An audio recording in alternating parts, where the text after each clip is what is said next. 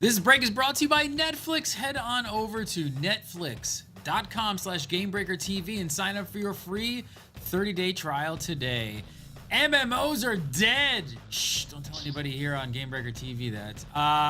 But that is what one analyst seems to think. On the line, I've got Jason Winter to tell us more. Jason, what is going on? Is the MMO dead? Nobody buying these things? Is it done, over? I've sold them all off. I'm not playing anymore ever again. Going to Farmville. Facebook games. Yep, absolutely. Yes. Farmville. That's the future. And Fiesta Online, if I can get into that. But anyway. No, so this is Michael Patcher from Webbush, who does a show, I think, on Joystick, and also he just did this recent interview with Joystick. Mm-hmm. What did he actually? What was he saying?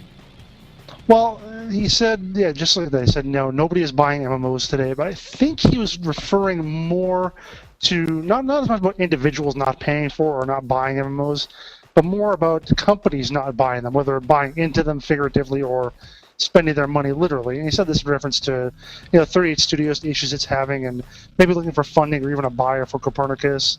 And he said a lot of this is due to Star Wars: Old Republic fizzling. That's the word he used. But I don't necessarily know that he just meant players aren't buying MMOs. I think he meant it more from a corporate standpoint. I could see this really happening, right? I mean, because we are 38 Studios, we've been covering extensively, having major troubles, financial troubles over there in Rhode Island.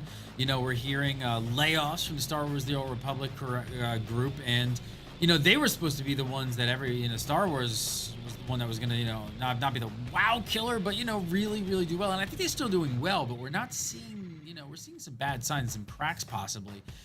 I can only imagine that companies higher up are going to look at this and sort of, if Star Wars starts trending downward, let's say, and isn't deemed a success, you got to think that the VCs and the money guys are going to look at this and go, you know what, you guys had the #1 IP probably in the world, and it didn't work.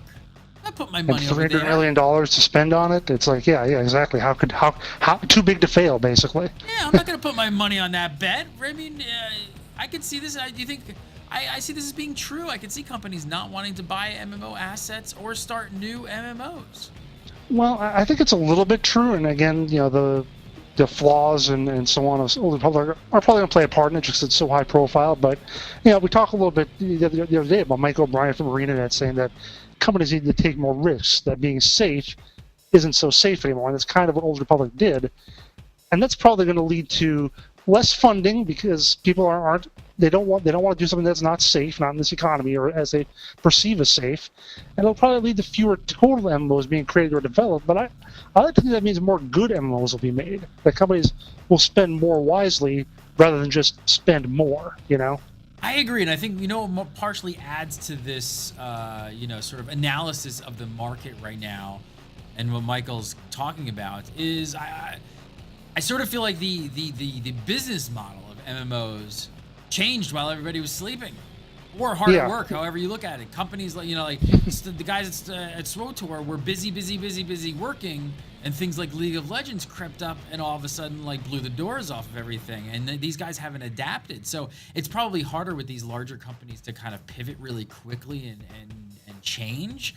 But yeah, I mean that has to add a lot into this as well, though.